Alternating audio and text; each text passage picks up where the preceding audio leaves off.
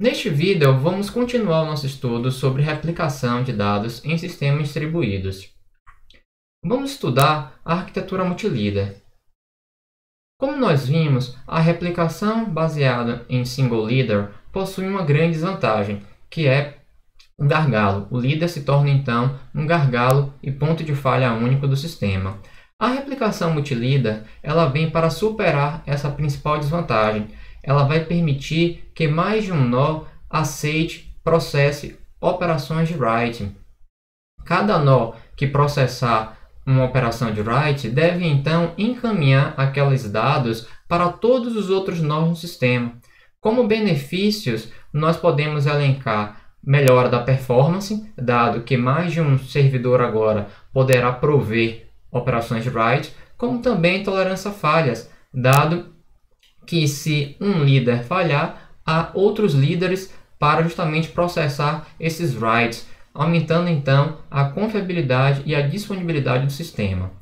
Como casos de uso, nós podemos elencar operações em data centers distribuídos geograficamente. Além disso, clientes com operações offline, como por exemplo, um cliente que pode operar um calendário do Google Calendar, por exemplo, por meio do seu dispositivo móvel, como também por meio do seu computador. E um terceiro exemplo, ferramentas para edição colaborativa em tempo real, como por exemplo o Google Docs, onde um cliente que está editando um arquivo simultaneamente com outro cliente, sendo que cada cliente pode estar conectado com um servidor diferente, devendo então haver uma distribuição dos dados entre os líderes.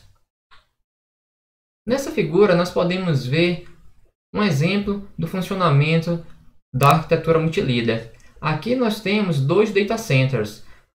Do lado esquerdo, um cliente ele justamente vai realizar consultas de leitura ou escrita com o líder, e no lado direito há um outro cliente que vai interagir com outro líder. E o dado de interesse está replicado nesses dois data centers. Observem que justamente o líder de um lado ele deve replicar as mudanças solicitadas pelo usuário para os seus followers e também para o líder do outro data center. E que justamente o líder do outro data center vai ser responsável por propagar essas alterações, atualizações nos followers do seu data center. Podemos observar também o surgimento de um módulo de resolução de conflito. Isso vai ficar claro posteriormente.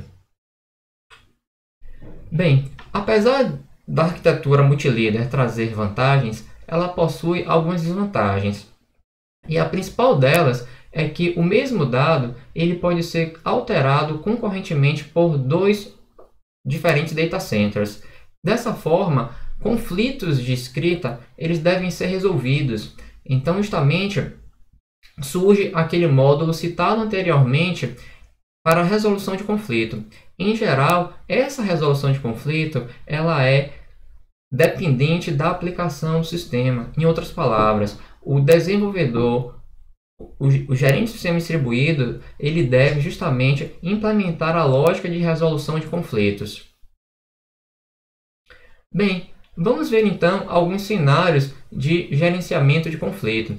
Então aqui suponha uma página do Wikipedia que está sendo simultaneamente editada por dois usuários.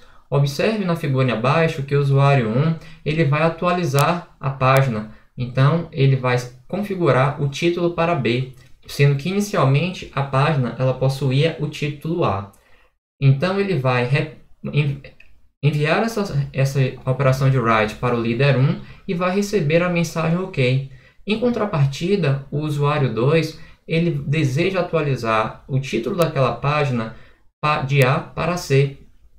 E também então vai receber o retorno positivo do líder 2. Uma vez que cada líder ele recebeu uma operação de write, ele deve então propagar aquela alteração para os demais líderes dos outros data centers, dado que estão na arquitetura multilíder. Então, justamente, haverá uma operação de conflito, pois justamente não é possível alterar o título da página de A para C no caso do líder 1, pois agora ela já se encontra como B, assim como também para o líder 2 não é possível alterar de A para B, justamente porque o título agora é C. Então, como resolver algumas dessas questões que surgem na arquitetura multilíder? Bem, a primeira estratégia é justamente evitar o conflito.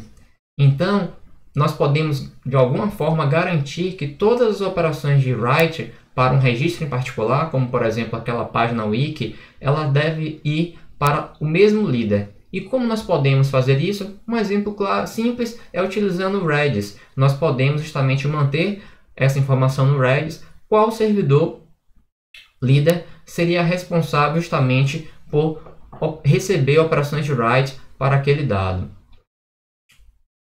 Bem, além disso, nós podemos criar mecanismos para fazer com que as réplicas convirjam para um estado consistente. Então, uma opção inicial pode ser uma estratégia simples, trivial, que o last write wins. Em outras palavras, o último que escrever vai sobreviver. Isso pode implicar em perda de dados.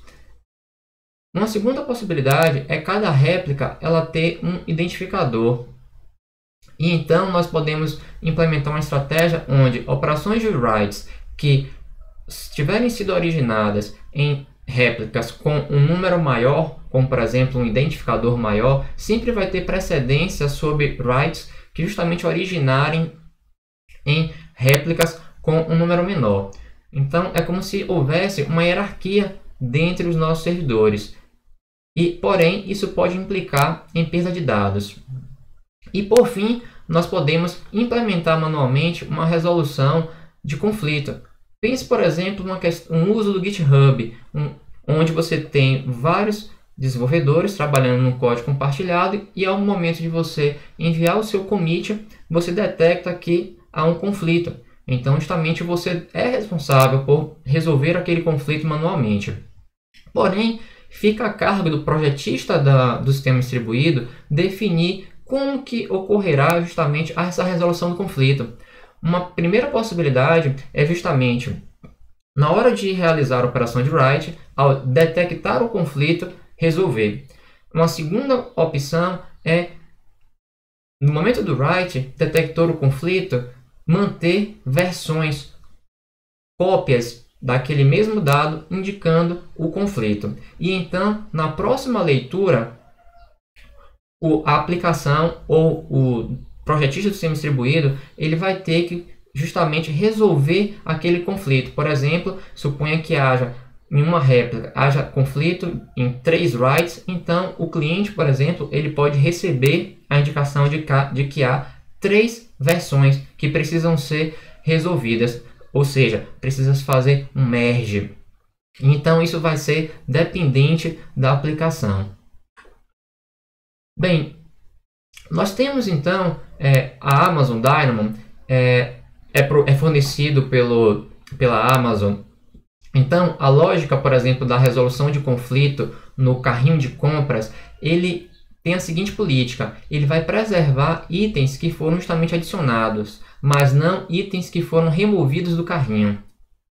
Então, o que acontece é que algumas vezes os clientes eles podem ver itens reaparecendo do seu carrinho. Por exemplo, suponha que eu fiz uma compra, eu estava conectado com o líder 1. Então, eu agora me conectei com o líder 2, mas só que eu removi aquele carrinho. Então, pode acontecer daquele item que eu removi do carrinho, ele reaparecer justamente pela lógica de resolução de conflito. Uma outra condição, um outro mecanismo para resolução de conflitos é o Google Docs. E eu deixo então esse link para que você investigue por conta própria como o Google Docs lida com conflito.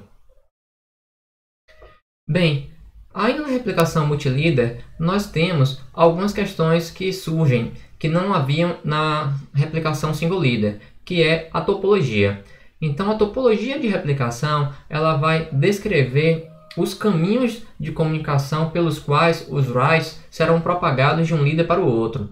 Na figura abaixo, nós podemos ver 3 principais topologias. A primeira delas, circular, onde Um líder, ao receber uma operação de write, ele circularmente ele envia. Veja que isso pode levar a um delay de propagação extremamente grande, a depender do número de nós. Nós temos na figura B uma topologia em estrela, que de certa forma é mais interessante do que a topologia anel. E por fim, a topologia de um grafo completo, Outwall. A topologia circular e star, estrela, ela tem uma seguinte desvantagem, que uma operação de write, ela pode passar por vários nós antes de alcançar todas as réplicas. Por exemplo, na topologia circular, então com 4 nós teríamos que enviar 3 mensagens. Então, na topologia anel, imagine se o nó central ele recebe, por exemplo, uma replicação, uma mensagem, e ele precisa replicar. Ele precisaria enviar 3 mensagens, mas o número de hops, o delay seria extremamente menor. E por fim, a topologia Outwall, ela é a mais geral, a mais interessante, porém ela apresenta um elevado custo de comunicação, de manter esses links. Na literatura, informa-se que o MySQL, ele por default, ele apenas suporta a topologia circular. Mas nem tudo são flores. A topologia Outwall, ela pode apresentar um problema de mensagens que vão ser sobrescritas, perdidas, por conta de, por exemplo, de congestionamento. Então aqui nós podemos ver um caso onde um cliente A ele insere um valor, ele recebe do líder a informação de que o insert foi realizado com sucesso. O cliente B, por sua vez, ele vai atualizar aquele valor. Observe que ele está conectado com o líder 3, que justamente já recebeu aquela atualização realizada pelo cliente A. Ao propagar essa informação, vamos então concentrar no líder 2. Observe que, por algum motivo, por exemplo, congestionamento na rede, o líder 2 ainda não recebeu a mensagem do insert do cliente A. Mas o líder 2 ele primeiro recebe o update do cliente B, replicado pelo líder 3, e então a mensagem original de insert realizada pelo cliente A no líder 1, que foi então replicada. Então, esse é um problema de causalidade. E a principal solução é justamente um dos mecanismos que nós vimos para ordenação causal. Muito obrigado.